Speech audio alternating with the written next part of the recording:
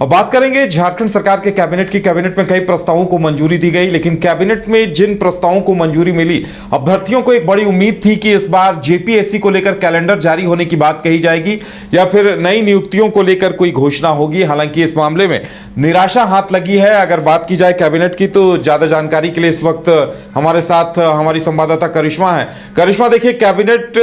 में कई प्रस्तावों को मंजूरी दी गई, लेकिन अभ्यर्थी थोड़े निराश हुए हैं। जो देखिए, जाहिर तौर पर जब राज्य में कैबिनेट की बैठक आहूत होती है तो सभी की निगाहें टिकी होती है कि आखिर इस बार फैसले क्या आएंगे। राज्य हित को देखने के बाद किस किस योजनाओं को लेकर कहीं ना कहीं चर्चाएं होंगी। तो देखिए, लगातार जो झारखंड के युवा है वो नजर टिकाए बैठे थे कि क्या जेपीएससी कैलेंडर को लेकर फैसले आएंगे, क्या 14th जेपीएससी को लेकर क्या चर्चाएं होंगी, इसके साथ ही कई नई नियुक्तियों को लेकर क्या सरकार एक कदम आगे बढ़ाएगी। लेकिन इस बार भी ऐसा नहीं हुआ उदय, क्योंकि लगातार हमने कई युवाओं से बातचीत की थी तो उनका कहना था कि अब वो लोग इंतजार करें, क्योंकि हाल ही के दिनों में आपने देखा होगा कि 11वीं जेपीएससी मेंस की जो परीक्षा का रिजल्ट है वो सभी के सामने आया। अब देखिए, जितने भी अभ्यर्थी है वो इंतजार कर रहे हैं कि आखिर जेपीएससी का कैलेंडर कब जारी होगा, और सभी को ये जरूर उम्मीद थी कि आज हेमंत कैबिनेट की बैठक है और आज शायद चर्चाएं होंगी, इसके साथ ही फैसले जो है वो आ सकते हैं। लेकिन एक बार फिर से ऐसा कुछ नहीं हुआ। जो युवा है वो काफी परेशान है, निराश है, और लगातार आपने देखा होगा कि राज्य में नियुक्तियों को लेकर जो अभ्यर्थी है वो आंदोलन करते हैं, विरोध करते हैं और कभी धरना प्रदर्शन भी करते हैं। और लगातार युवाओं का कहना होता है कि झारखंड राज्य को अलग हुए लगभग 25 साल हो गए हैं, लेकिन यहाँ पर जितनी भी नियुक्तियां होती है विवाद में ही चली जाती है, या फिर कई बार ऐसा होता है कि जो अभ्यर्थी है वो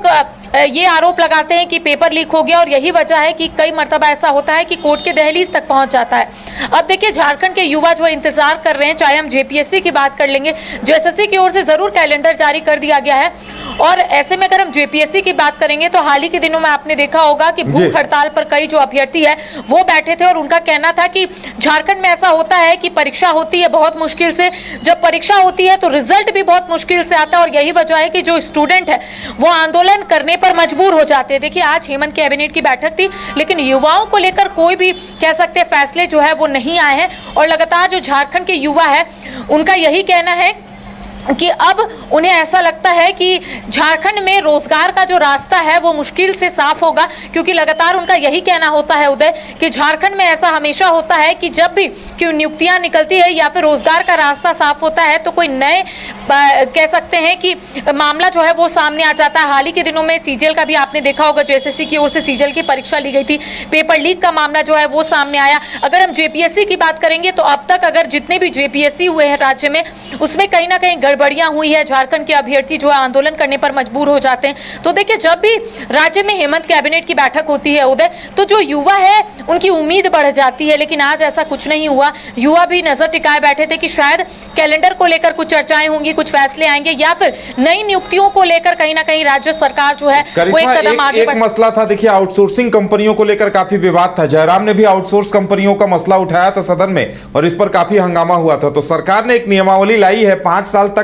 लोगों को हायर किया जा सकता है। तो लगता है कि अभी तक इसमें क्या प्रावधान है, नियमावली स्पष्ट नहीं की गई है लगता है। जो देखिए, नियमावली को लेकर कह सकते हैं कि आखिर उस नियमावली में क्या है ये अभी किसी को कह सकते समझ नहीं आया है, और यही वजह है कि यहाँ के जो युवा है वो लगातार यही बोलते हुए नजर आते हैं कि रोजगार का रास्ता जो है वो साफ नहीं हुआ। आपने सही कहा कि आउटसोर्सिंग को लेकर जयराम महतो ने भी कई मर्तबा अपनी आवाज को बुलंद की है, लेकिन नतीजा आपने देखा होगा कि झारखंड के जो अभ्यर्थी है सिर्फ एक ही सवाल राज्य सरकार से पूछते हैं कि आखिर रोजगार का रास्ता कब साफ होगा। कई बार आपने देखा होगा कि पलायन जो है झारखंड में बहुत ज्यादा है। कई मर्तबा ऐसा होता है कि झारखंड के जो युवा है, झारखंड के जो मजदूर है, उनका कहना है कि यहाँ उन्हें उतनी मजदूरी नहीं मिल पाती है, यहाँ उनको रोजगार नहीं मिल पाता है, और यही वजह है कि वो लोग पलायन करके कोई और स्टेट जाते हैं और वहां पर कमाते खाते हैं, और जो भी पैसे वहां से कमाते हैं वो अपने घर भेजते हैं। देखिए, इसको लेकर भी कई मर्तबा हमने सवाल पूछे थे कई विधायकों से कि आखिर झारखंड में पलायन की जो स्थिति है वो दिन प्रतिदिन